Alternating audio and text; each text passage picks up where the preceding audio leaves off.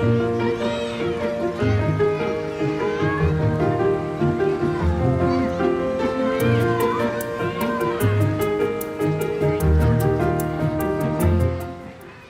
to EdForum, a show where we explore ideas and innovations in Adventist education. Let's get started. Here's your host, Mel Wade. We're having a conversation this morning with Rob Stevenson, who is a principal of Sawgrass Adventist School in Plantation, Florida. Hi, Rob. How are you doing today? Doing great, Mel. This has definitely brought some unique challenges to us in education, and just want to talk about it with you and how the Sawgrass School has adapted to the COVID-19 experience, and how your teachers and families are adapting, and some of the stories we can share with that. To start with, would you share with us a little bit about your school, what your school makeup is, size, environment you have, what your student body kind of looks like in a sense there? We're a K through 8 school with about 145 students. We also have a preschool that has about 20 students in it. We are in Broward County. We serve a mostly Afro-Caribbean population, and probably have similar demographics as far as students on Step Up in McKay as most of our other schools in our conference. And I know when I first moved to Florida, people said, "Oh, we're in Broward County," and they expected me to know exactly what that meant. Okay. So what does that actually mean to be in Broward County geographically? How does that impact education, and what does that really mean in that area? Well, Broward County, if you're looking at South Florida, you have Miami-Dade, which is where Miami is. And then you've got Broward County, and Broward County is part of Fort Lauderdale is the large city. If you don't know Florida, you'll recognize Fort Lauderdale from many of the spring break stories you've heard. So Broward County is where Fort Lauderdale is. So we're just north of Miami.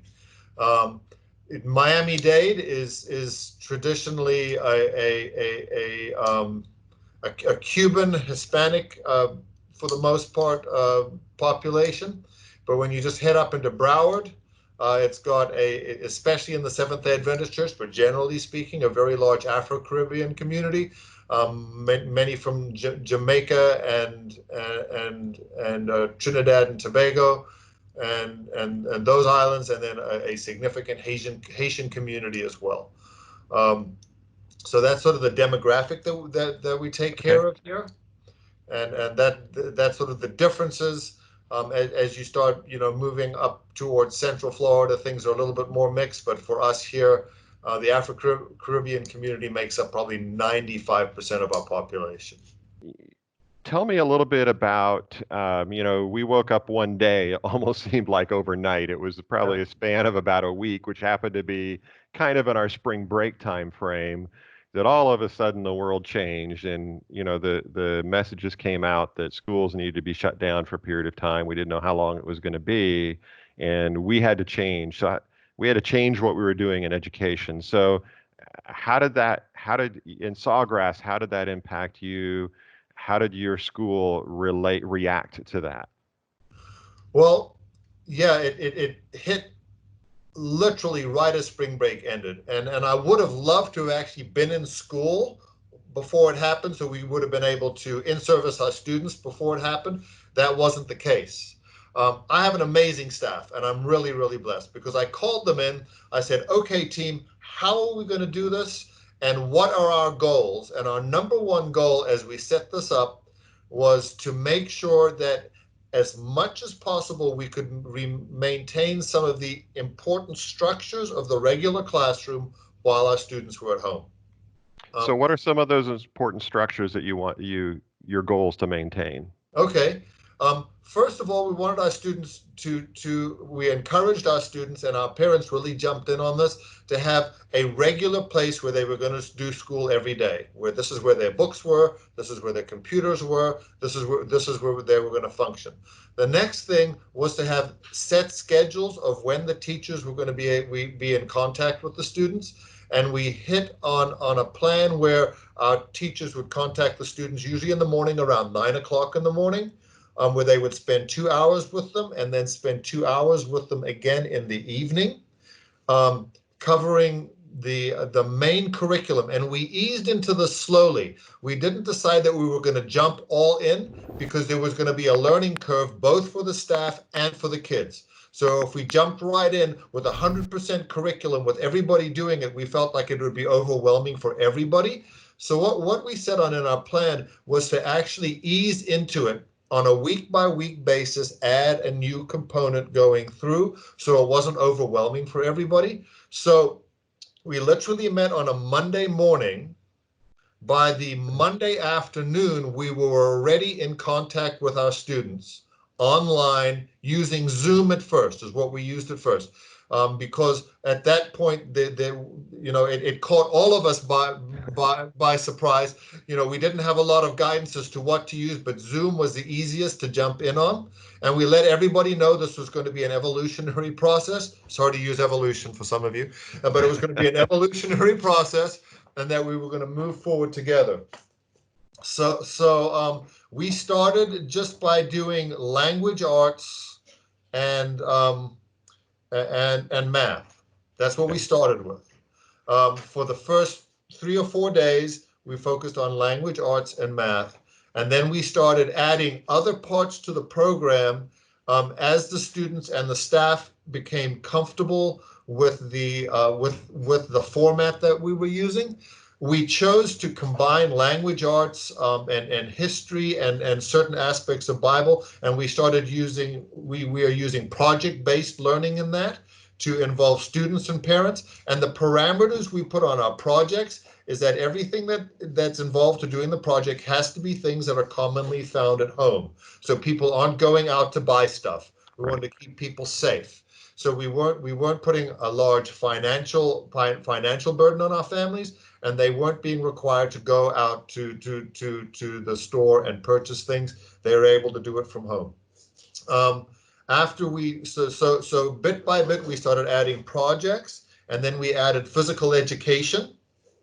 Okay. And my parents actually love it, and I'm going to do a little testimonial because we immediately, once we added PE, I started getting messages from my parents over WhatsApp, which is that's something else we did. We established one main way we were going to communicate with each other, and with WhatsApp you can set up different channels. So there's the channels for just the teachers communicating, there's a channel for parents and home and school communicating, and there's a channel for students to communicate with the teachers on it. So we have our 3 channels on WhatsApp, and we immediately started. The parents thought it was amazing. Some of the parents even started doing PE with their kids at home because that's really kind of a cool thing because yeah. As you would look at it from the outside, you would think that, oh, that's something we just write off. There's no way we can do PE over the internet, remotely. How do we do it? So what kinds of things are they doing in PE? Well, when I spoke to Reina Torres, who's my PE teacher, who's great at the PE, I said,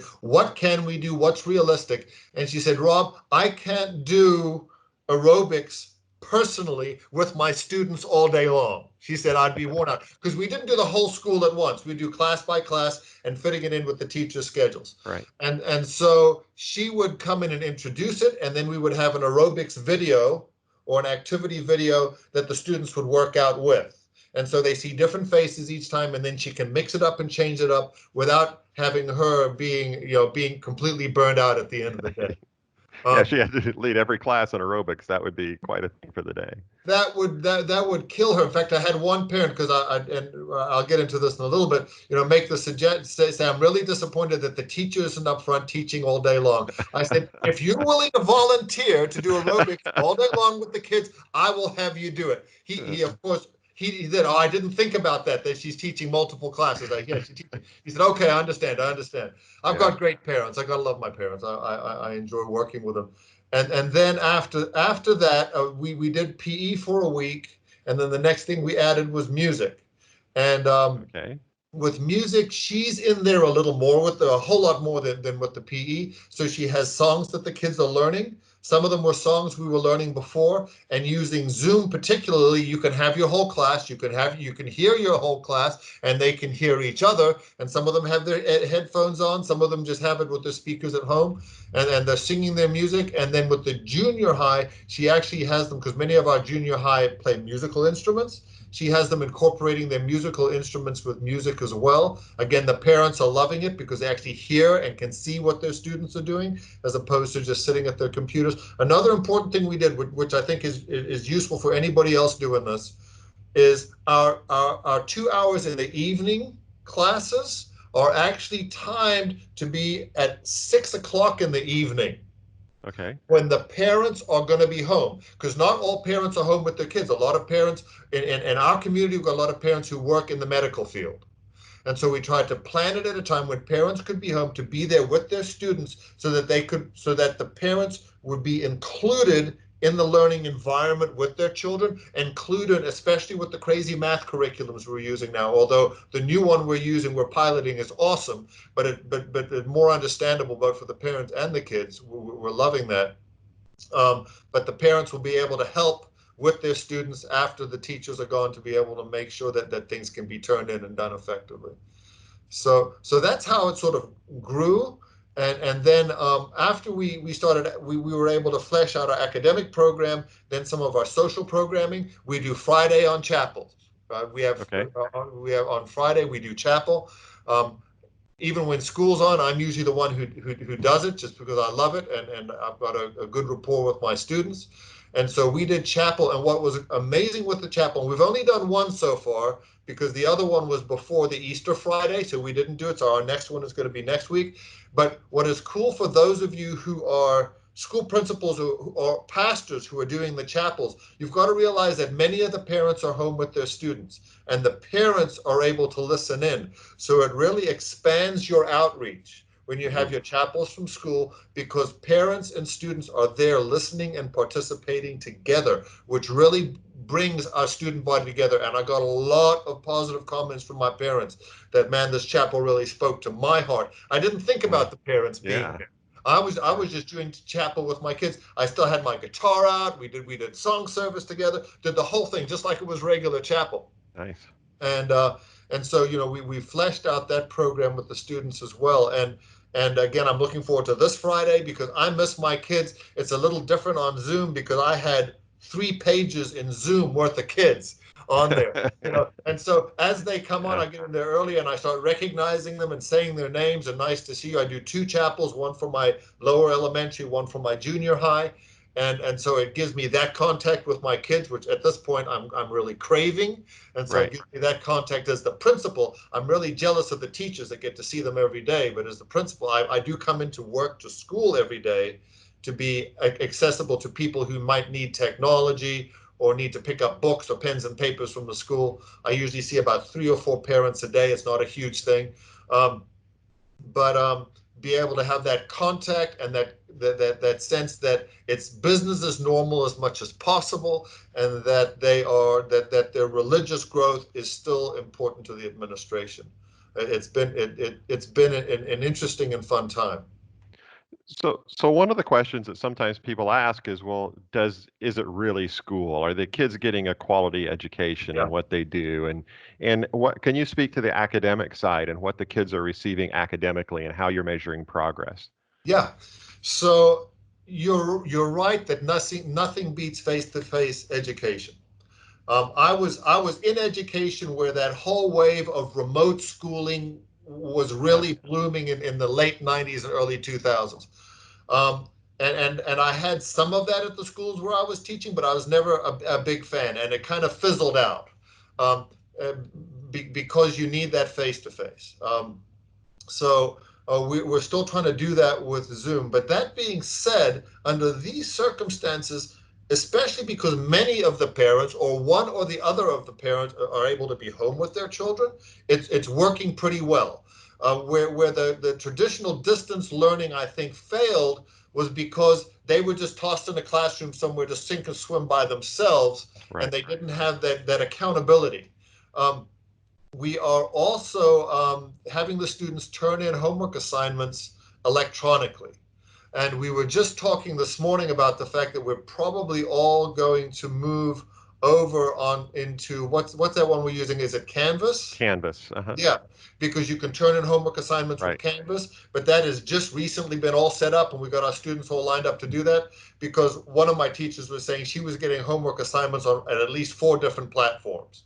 Some was being sent in emails, several different email addresses. Some were being sent in through text message, and she was doing all that. Trying to stay caught up. So we're trying to get it narrowed down to one place that the homework is going. But that's all part of the evolution of it, guys. If you're a teacher out there thinking, I've got to get this all set up all at once, just add a couple of new things for your sanity and also for the sanity of your parents and students as you go through this, because you're all experiencing the same frustrations at the same time. So you don't have to make it overwhelming for people. You have to be as flexible as possible with them.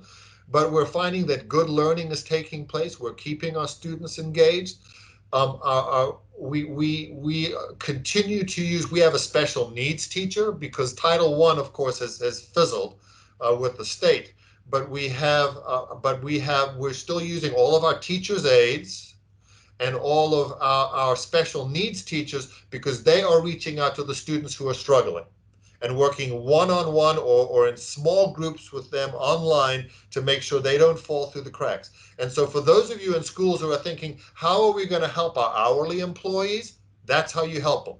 You get them hooked up with your students online. You may have a teacher you may have your cafeteria lady who might not be able to be doing cafeteria work right now, but she can sit and listen to a first grader read to her on Zoom. Right. Right? Yeah, And that definitely. student who's having a hard time with reading can read to that teacher, and there can be somebody, that adult who can be there and hold them accountable for the reading that they might be struggling with, because they need that one-on-one. So we are keeping all of our hourly staff employed, reaching out to our students that they're capable of based on their ability as adults to be able to reach out to those kids. And my special needs teacher is meeting in small groups with those students who are struggling, and the teachers identify them. I really feel this student could use a call and some help in this, and she'll set up an appointment and meet with them online and help them with their math or their reading or whatever they need help with. And so you can use your entire staff, and that is a challenge I'm going to lay out to all of you, is find ways to use those people, because there are things that we can't fix during the school year because there are students in the classroom. And so I'm having my maintenance man come in. He replaced a bunch of ballasts that had been out for a while that he was able to get fixed. And there are a lot of other little odds and ends stuff he can't do when the kids are here. We're keeping them busy, making sure they're still getting a paycheck, making sure that they're still being taken care of. That's great. So you mentioned some things that you're using, like WhatsApp, Zoom, Canvas, which is a learning management system. Are there any other tools that you're using to help stay connected and for communication? We're still for communication. Well, one of the things that I decided to do, and I wish it was my idea, but my parents know that I'm always up for a good idea, and so they share with me, which I absolutely love. One parent called me the other day and said, Rob, it'd be so great if you called the parents on the phone and prayed with them individually. Now, when you've got 140 kids, I'll tell you, I didn't do it in a day. Okay. Right. It took a couple of days to get that done. But I will tell you, I had parents in tears on the phone as we prayed together. Wow. And I will challenge all of my principals who are sitting there, and you're not as busy as your teachers. Be honest right now. Your teachers are really working hard. You've got a little extra time. Pick up your phone. Talk to your families. And if you're in a bigger school like Fleece or some of those other schools, divide up your administrative staff. Give them a specific group of people that you can call. I can vouch for the fact that it takes 2 days to call 140 people. It does. It takes a couple of days. You don't get to them. And there's still a few that I only was able to leave messages with on their answering machines and pray with them there. but to reach out, that individual thing. And I've committed myself to doing it every couple of weeks, just to touch base with my families. But one of the coolest things about doing it is to hear my parents brag about my teachers. Okay, so Because what are they bragging about? they will brag about it. And what is cool is they're seeing how my teachers are in their classroom every day in their homes now. And so they talk about how dynamic my teachers are, how they're always mixing it up to be able to reach their kids, how they're always willing to pick up the phone and call between times to make sure that everybody understands. How creative they are in the way they're designing their classes in order to reach their students. And then what is most important, because one of the things that we need to continue to do as principals, guys, look at me, remember to do, I have staff meeting and worship with my staff every single morning at 8 o'clock. Don't give up on that. We sit and we share prayer requests. We feed each other spiritually, so that when we go into our classrooms, our teachers become conduits of the Holy Spirit into those homes. And it was so incredible to hear the parents say, as I spoke to them, the spiritual outreach of your teachers is absolutely amazing. Because one of the things that we decided to do, and this is what we decided corporately to do, is when we start in the morning, we have worship with our students, and we do all the same things that we did using developmental designs. Myra, you're awesome teaching that to my teachers. And I'm a big fan. So they're meeting in their circles. They're having their sharing time. They're doing all of those things. And you got to understand, when you do it with the kids, you're doing it with the parents as well. Yeah. And that is absolutely incredible. And really a big hit with the parents is they're hearing their children sharing their prayer requests and playing. And they develop games that they can play together in the morning. With their students, and those kinds of things that make sure that you're running a full program, that you're doing the things that connect your students together. Absolutely powerful stuff. So, because one of the things that I've heard sometimes is, oh, this is threatening Adventist education and this is a terrible thing. But what you're saying is that, yes, there's definitely some challenges to overcome, and it's not easy and it's not the same thing, but there's also opportunities. Is that fair? Huge opportunities. And what I love is we are here at Sawgrass, we are so ahead of what's happening in the public schools that many of my parents who have children in a public school that live next door and they're comparing notes together, say, man, I'm so glad my child is at Sawgrass. Okay, and we've got to make sure that we're going all out with this, guys, because this is a witness not just to our children, but to their parents and to the community at large. Because my parents say, and a lot of my parents say, I love to brag to my neighbors what my kids are getting at Sawgrass Adventist School. Because we talk about Adventist education just as kind of a compartment, but in a sense, it is evangelism. It really is evangelism, not only to our students, but now through this, we have the opportunity to really tell the story of what Adventist education is about and the Adventist community is about through all those networkings through the neighborhoods that these people are in very new ways. So that's intriguing. Are there any other stories you would like to share from parents or anything that just grabs you that's been, wow, this was just really cool that happened through this experience? I've shared some of the stories I was going to share, and this time I've already shared. Sure. But I think I have one teacher in particular who my parents were just bragging about. In fact, every time I ended up on that particular calling one of those parents, it was like the parents had gotten together and had decided that they were going to tell me nothing but good things about this teacher. And I want you to know, I've heard nothing but good things about all of my teachers, but this particular teacher was just so amazing. And this is another plus for getting on the phone and calling your parents, principals. Because then as a principal, you can pick up the phone and call that teacher and say, hey, that teacher, your parents just love you, man. Yeah.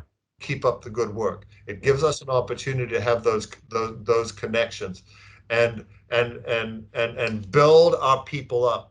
It's so important to be boots on the ground and be in the front line, being the head cheerleader for your program and your teachers. And and making sure that they know how incredible they are. Because when you feel appreciated and loved, I've seen even average teachers who, after they've been appreciated and loved for a while, become above average. Yep. And so many times we'll take a teacher that's struggling and just focus on what they're struggling on all the time rather than building them up. And it's important because there aren't a lot of people crazy enough to be teachers anymore. Those parents who are hearing this know, after homeschooling just your own kid, one child in the house, you've aged 100 years. Imagine that with 21 kids in the classroom, okay? So people are discovering how amazing and what an important resource these educational professionals are.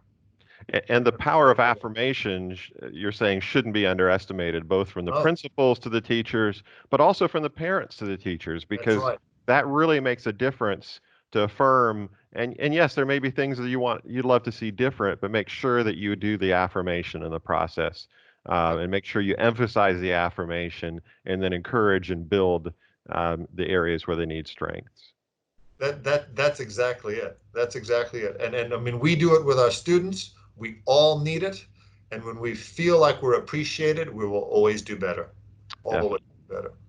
Well, Rob, thank you very much for taking this time and sharing with me and with the others that listen to this. We really appreciate it. I don't know if there's any closing thoughts or any final thoughts you'd like to share just as we close out. You know, the final thing I'd like to share is so many times we will look at a time like this and think of it as negative. But we've got to recognize that even the most negative situations can be positive in God's hands. So let's take this situation, let's give it to God, let's give it our all, turbocharged by the Holy Spirit, and we can look back on this time as actually a high time in education for our students, in times we're able to come together as families, in times of opportunities to reach out to our community. This doesn't have to be a dark day for Adventist education. This can be seen as a bright spot. I know one thing I want to share with you. A lot of schools weren't brave enough to do this, but we even did parent-teacher conferences. Okay. And what's amazing with our parent-teacher conferences, and you got to know this because I love this. I've got the most incredible staff because other people might be too afraid to do it. My staff, they will walk barefoot over shards of glass if it's going to help their students. Incredible staff. And so we decided we were going to do parent-teacher conferences. We had better turnout online than we've had in the history of our school. We can honestly say we made contact online with parents and students of every single child in our school. Usually this time of the year, especially for the spring parent-teacher conferences, we may see 15, 20%. We're able to see everybody on parent-teacher conferences. So much that we actually had just a short discussion of next time when things get back to normal, whatever that means, come parent-teacher conferences, we're going to make a Zoom conference an option for our parents who are busy at work, who are sitting at a computer all day, that can take 15 minutes, a 15-minute break and interact with the teacher, but do it online. So don't be afraid. For those of you, my fellow educators who are out there who are thinking, man, it was a lot of work, because when you're seeing that many parents, they had 15-minute meetings all day long on Zoom. So the next day I spoke to my teachers, I'm not going to lie, they were all exhausted. That can be exhausting. They were all exhausted, but they were also exhilarated by the fact that they were able to meet with everybody. So I'm just throwing that out there, guys. Don't be afraid to do it. Sounds very good. Well, Rob, thank you very much for your time again, and we really appreciate what you do there in Sawgrass and your leadership, and want to affirm what you're doing. It makes a difference in the lives of the kids in your school, and we're very grateful for your service and your dedication. Thanks for joining us on this episode of EdForum. Be sure to visit us online at edforum.adventist.org, where you can subscribe to the show on YouTube, iTunes, Stitcher, or via RSS, so you'll never miss a show. While you're at it, if you found value in this show, we'd appreciate giving us a thumbs up and rating us on iTunes. Or if you'd simply tell a friend about the show, that would help us out too.